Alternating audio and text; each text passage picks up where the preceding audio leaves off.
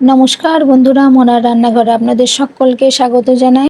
আমার আজকের রেসিপি আলু দিয়ে মুরগির মাংসের ঝোল।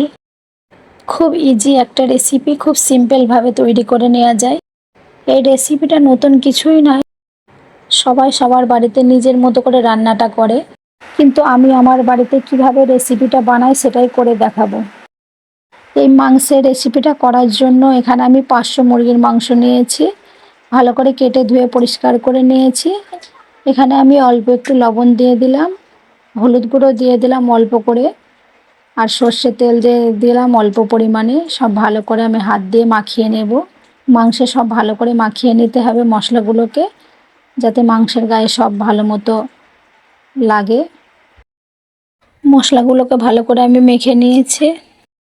এখানে আমি কড়াই বসিয়ে দিয়েছি, গ্যাসে কড়াই গরম হয়ে গেছে। এখানে আমি সর্ষের তেল দিয়ে দিলাম। তেলটা আমার এখানে গরম হয়ে গেছে। এখানে আমি দুটো আলু কেটে নিয়েছিলাম বড় বড় করে।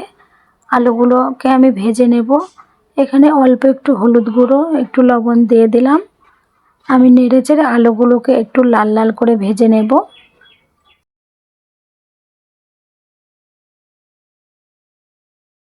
এখানে আমি আলুগুলোকে হালকা লাল লাল করে ভেজে নিয়েছি। আলুগুলোকে আমি তুলে নেব। আলুগুলোকে আমি এখানে তুলে নিয়েছি। এখানে আমি আরেকটু তেল দিয়ে দেব রান্নাটা করে নেওয়ার জন্য। এখানে তেলটা আমার গরম হয়ে গেছে। একটা শুকনো লঙ্কা, এখানে তেজপাতা দিলাম, অল্প একটু গোটা জিরে দিয়ে দিলাম, আর এখানে আমি গরম মশলা দিয়ে দিলাম গোটা। এখানে দুটো এলাচ, দুটো লবঙ্গ, একটা দারচিনি দিয়ে দিলাম। ফোড়নটাকে একটু ভেজে নিয়েছি।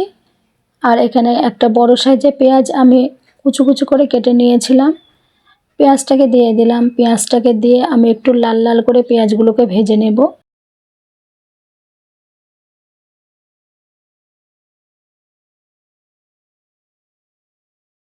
পেঁয়াজগুলোকে এখানে আমি লাল লাল করে একটু ভেজে নিয়েছি।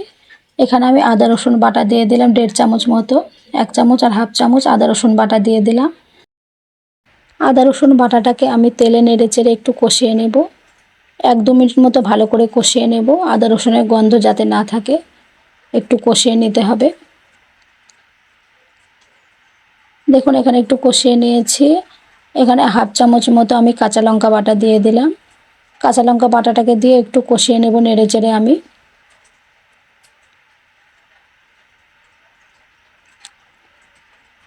নেড়েচেড়ে এখানে একটু কষিয়ে নিয়েছি ভালো করে। এখানে আমি অল্প জল দিয়ে দিলাম, গুঁড়ো মশলাগুলো দেব।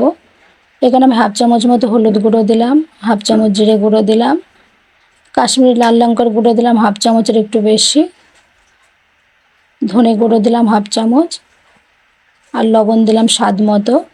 সব ভালো করে নেড়েচেড়ে আমি এখানে মশলাগুলোকে আমি ভালো মতো কষিয়ে নেব সুন্দর করে। মশলা থেকে যতক্ষণ তেল না ছাড়ে আমি একটু কষিয়ে নেব মশলাটাকে ভালো করে। দেখুন মশলা থেকে ভালো করে তেল ছেড়ে দিয়েছে। মশলাটা সুন্দরভাবে আমার কষানো হয়ে গেছে। এই পর্যায়ে আমি মাংসগুলোকে দিয়ে দেব। মাংসগুলোকে দিয়ে আমি মশলার সাথে মাংসগুলোকে নেড়েচেড়ে মিশিয়ে ভালো করে কষিয়ে নেব। এই মাংসটাকে একটু বেশি সময় ধরে কষিয়ে নিতে হবে। যত সময় নিয়ে মাংসটাকে আমি কষিয়ে নেব তত খেতে সুন্দর হবে।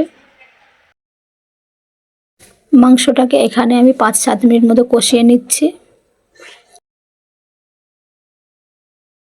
এই পর্যায়ে এখানে আমি টক দই নিয়েছি, টক দইটাকে আমি ফেটিয়ে নিয়েছি। টক দইটা আমি দিয়ে দিলাম।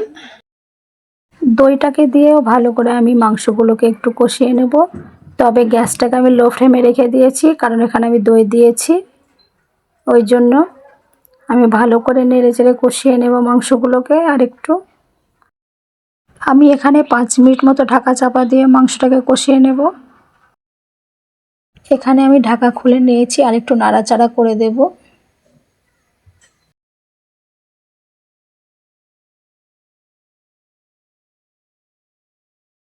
দেখুন এখানে মাংসটাকে ভালো করে সুন্দরভাবে কষিয়ে নিয়েছি। মাংস থেকে তেল ছেড়ে দিয়েছে। এই পর্যায়ে আমি যে আলুটা ভেজে রেখেছিলাম ওই আলু দুটো এখানে দিয়ে দেব। আলুগুলোকে দিয়ে আলুগুলোকেও আমি 1-2 মিনিট মতো একটু নেড়েচেড়ে কষিয়ে নেব। আমার এই মাংসের রেসিপিটা আপনাদের কাছে যদি একটু ভালো লেগে থাকে তাহলে লাইক করে দেবেন এবং আমার চ্যানেলটি যদি সাবস্ক্রাইব না করে থাকেন অবশ্যই করে আমার চ্যানেলটি সাবস্ক্রাইব করে দেবেন আর পাশে থাকা বেল আইকনটি প্রেস করে দেবেন নতুন নতুন ভিডিও পাওয়ার জন্য। দেখুন মাংসটা আমি সুন্দরভাবে এখানে কষিয়ে নিয়েছি সব ভালো করে। এই পর্যায়ে আমি এখানে জল দিয়ে দিলাম। এখানে আমি খুব ঝোল রাখবো না, সেরকম পরিমাণে আমি জলটা দিয়ে দিলাম। আপনারা যেরকম ঝোল রাখতে চান সেরকম করে জলটা দিয়ে দেবেন। জলটাকে দিয়ে নাড়াচাড়া করে সব মিশিয়ে দেব। এখানে ঝোলটা আমার সুন্দরভাবে ফুটে গেছে।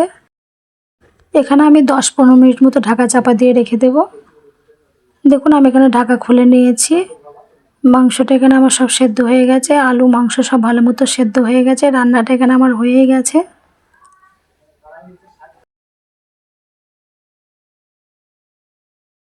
শেষে এখানে আমি গরম মশলা গুঁড়ো দেব 1/2 চামচ।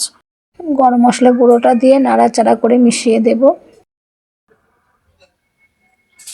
ভালো করে মিশিয়ে দিয়ে একটু জাল করে নেব। রান্নাটা আমার হয়ে গেছে। গ্যাসটাকে এখানে আমি বন্ধ করে দেব। দেখুন গ্যাসটা বন্ধ করে দিয়েছি। এই রেসিপিটা কেমন হয়েছে কমেন্টে জানাবেন। আমার ভিডিওটি শেষ পর্যন্ত দেখার জন্য আপনাদের সকলকে অসংখ্য ধন্যবাদ জানাই।